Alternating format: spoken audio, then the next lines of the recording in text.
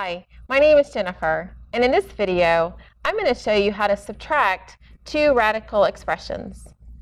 So grab a pencil and some paper and work through these problems with me. Let's take a look at our first example. We have the square root of 72 minus the square root of 32. Now, just like adding two radical expressions, before we can subtract, we need to make sure the number underneath the radical is the same. Right now, they're not the same, and so we're going to simplify them to see if we can make them be the same. We're going to take 72, and we're going to make a factor tree, which is 8 times 9. 8 is 4 times 2. 9 is 3 times 3. 4 is 2 times 2. And then we're just going to lower these factors down to that bottom line. Because this is a square root problem, we're going to look for pairs of numbers. We have 2 2s, and we have 2 3s. So another way of writing the square root of 72 is we're going to put the 2 and the 3 on the outside. We're going to multiply 2 times 3, which is 6, radical 2. Next, let's simplify the square root of 32. Again, we're going to make a factor tree with 32.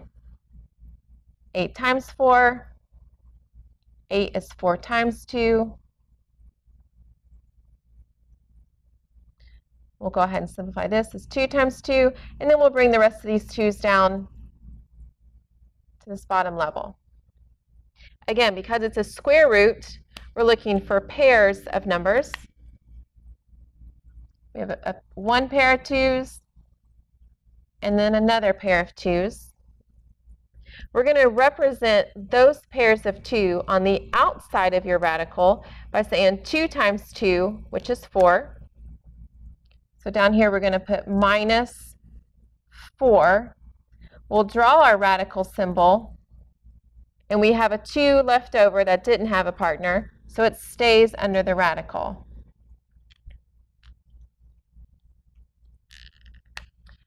Next, notice that we have the same radicals. The number under the radical is both 2.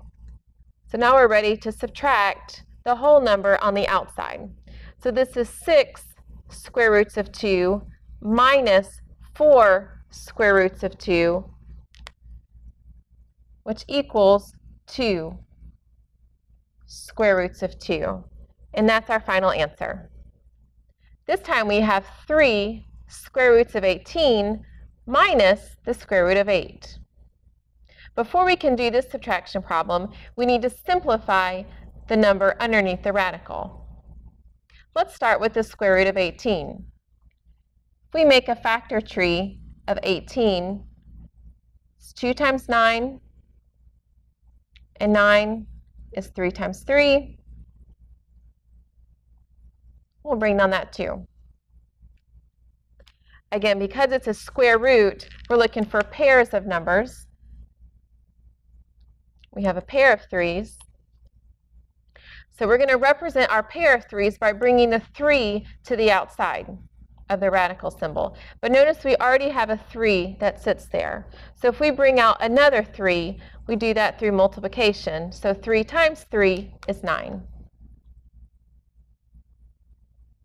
Then we'll draw our radical symbol, and any number that did not have a partner, or 2, stays on the inside. Next, let's look at the square root of 8. 8 is 4 times 2. 4 is 2 times 2. We'll bring down that 2. Here we have a pair of 2's. We'll bring that 2 to the outside. There's not another number there besides a 1, so we can write a 2 radical 2 because we had that 2 left over. Now that we have the same radicals, we have radical 2 and radical 2, we can subtract the whole numbers. This one is 9 square roots of 2 minus 2 square roots of 2, which is 7 square roots of 2. And that's your final answer. Okay, let's try one more example together. We have 4x square root of 12x minus 3 square roots of 3x cubed. The first thing we need to do is we need to simplify the number underneath the radical symbol. Let's first look at 12x. We can break down 12 into 4 times 3, 4 into 2 times 2 times 3, and then times our x. Because this is a square root problem, we're going to look for pairs of numbers, which we have a pair of 2's. We're going to bring this 2 to the outside of our radical symbol, but because we already have a 4x out there, we're going to multiply it by the 2. So 2 times 4x is 8x, and inside the radical, we're going to put any number or variable that didn't have a partner. So we have 3x. Next, let's take a look at 3x cubed. 3x cubed, this is just 1 times 3, and an x cubed means that it's multiplied x times itself 3 times. Again, it's a square root, so we're looking for pairs, and we have a pair of x's.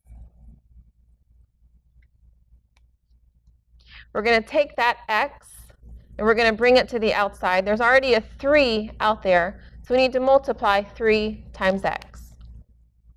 Put our subtraction sign. We have a 3x. Draw our radical symbol. We don't have to put the 1 inside because 1 times 3 is 3. But we'll put our 3 and our x.